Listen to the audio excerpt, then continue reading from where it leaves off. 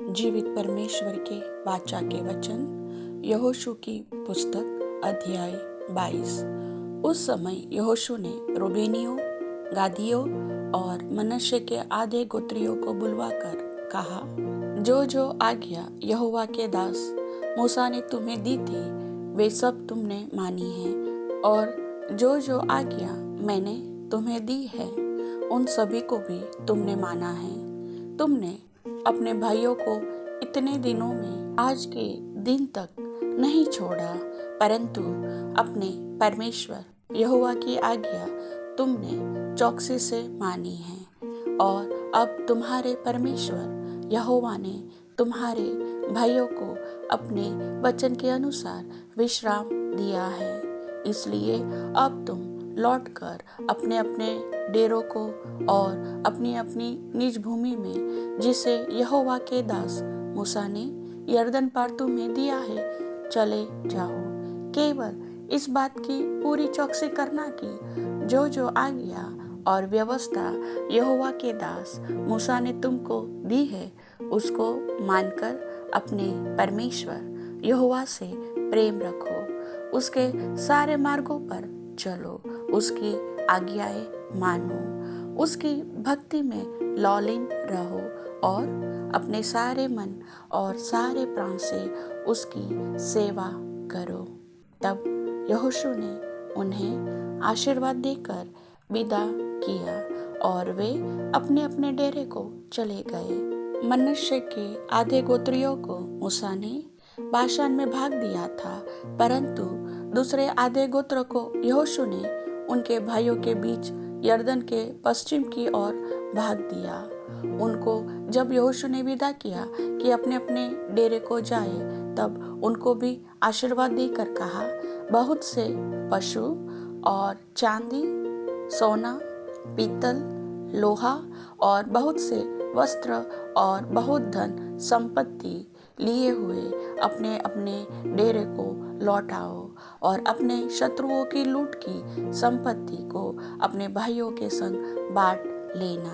तब रूबेनी, गादी और मनश्शे के आधे गोत्री इस्राएलियों के पास से, अर्थात कनान देश के शीलो नगर से, अपनी गिलाद नामक निज भूमि में जो मूसा के द्वारा दी गई यहोवा की आज्ञा के अनुसार उनकी निज भूमि हो गई थी, जाने की मनसा से लौट गए। और जब रूबेनी, गादी और मनश्शे के आधे गोत्री यरदन की उस तराई में पहुंचे जो कनान देश में है, तब उन्होंने वहां देखने के योग्य एक बड़ी वेदी बनाई। और इसका समाचार इस्राएलियों के सुनने में आया कि रूबेनियों, गादियों और मनश्शे के आधे गोत्रियों ने कनान देश के सामने यरदन की तराई में, अर्थात उसके उस पार जो इस्राएलियों का है, एक वेदी बनाई है। जब इस्राएलियों ने यह सुना, तब इस्राएलियों की सारी मंडली उनसे लड़ने के लिए चढ़ाई करने को शीलो में इकट्ठी हुई। तब इस्राएलियों ने रूबेनियों, गादियों और मनश्शे के आधे गोत्रियों के पास गिलाद देश में एलियाजर याजक के पुत्र पिनहास को और उसके संग 10 प्रधानों को, अर्थात इज़राइल के एक एक गोत्र में से पूर्वजों के घरानों के एक एक प्रधान को भेजा। और वे इज़राइल के हजारों में अपने अपने पूर्वजों के घरानों के मुख्य पुरुष थे। वे गिलाद देश में रूबेनियों, गादियों और मनश्शे के आधे गोत्रियों के पास जाकर कहने लगे, यहोवा की सारी मंडली यह कहती है कि तुमने इज़राइल के परमेश्वर यहोवा का यह कैसा विश्वासघात किया। आज तो तुमने एक वेदी बना ली है, इसमें तुमने उसके पीछे चलना छोड़कर उसके विरुद्ध आज बलवा किया है। सुनो, पोर के विषय का अधर्म हमारे लिए कुछ कम था, यद्यपि यहोवा की मंडली को भारी दंड मिला, तो भी आज के दिन तक हम उस अधर्म से शुद्ध नहीं हुए। क्या वह तुम्हारी दृष्टि में एक छोटी बात है कि आज तुम यहोवा को त्याग कर उसके पीछे चलना छोड़ देते हो? क्या तुम यहोवा से फिर जाते हो? और कल वह इज़राइल की सारी मंडली से क्रोधित होगा। परंतु यदि तुम्हारी निज भूमि अशुद्ध हो तो पार आकर यहोवा की निज भूमि में, जहाँ यहोवा का निवास रहता है, हम लोगों के बीच में अपनी अपनी निज भूमि कर लो। परंतु हमारे परमेश्वर यहोवा की वेदी को छोड़ और कोई वेदी बनाकर न तो यहोवा से बलवा करो और न हमसे।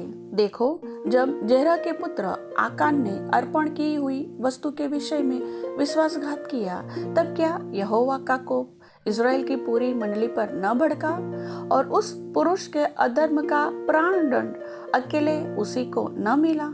तब रूबेनियों, गादियों और मनश्शे के आधे गोत्रियों ने इज़राइल के हजारों के मुख्य पुरुषों को यह उत्तर दिया, यहोवा जो ईश्वरों का परमेश्वर है, ईश्वरों का परमेश्वर यहोवा इसको जानता है, और इज़राइली भी इसे जान लेंगे कि यदि यहोवा से फिर के या उसका विश्वासघात करके हमने यह काम किया हो तो तू आज हमको जीवित न छोड़।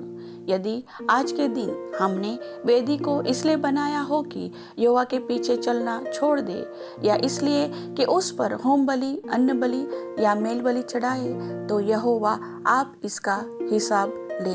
परंतु हमने इसी विचार और मनसा से यह किया है कि कहीं भविष्य में तुम्हारी संतान हमारी संतान से यह न कहने लगे, तुमको इज़राइल के परमेश्वर यहोवा से क्या काम? क्योंकि हे रूबेनियों, हे गादियों, यहोवा ने जो हमारे और तुम्हारे बीच में यरदन को सीमा ठहरा दिया है, इसलिए यहोवा में तुम्हारा कोई भाग नहीं है।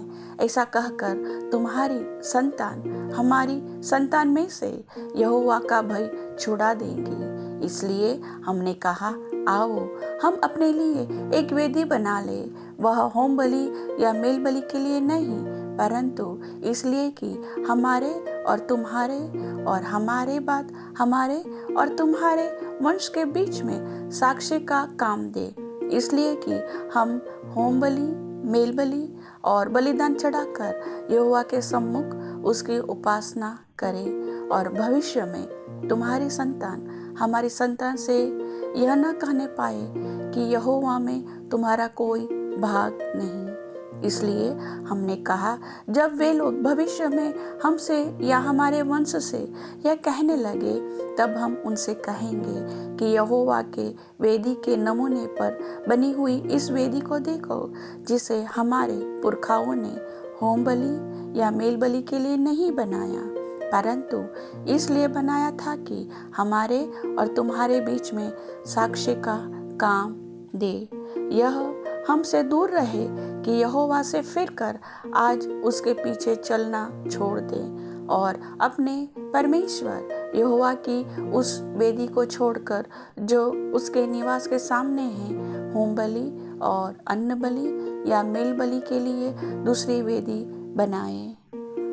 रूबेनियों, गादियों और मनश्शे के आधे गोत्रियों की इन बातों को सुनकर पिनहास याजक और उसके संग मंडली के प्रधान, जो इज़राइल के हजारों के मुख्य पुरुष थे, वे अति प्रसन्न हुए। और एलियाजर याजक के पुत्र पिनहास ने रूबेनियों, गादियों और मनश्शेयों से कहा, तुमने जो यहोवा का ऐसा विश्वासघात नहीं किया, इससे आज हमने यह जान लिया कि यहोवा हमारे बीच में है और तुम लोगों ने इज़राइलियों को यहोवा के हाथ से बचाया है। तब एलियाजर याजक का पुत्र पिनहास प्रधानों समेत रूबेनियों और गादियों के पास से गिलाद होते हुए कनान देश में इज़राइलियों के पास लौट गया और यह वृत्तांत उनको कह सुनाया।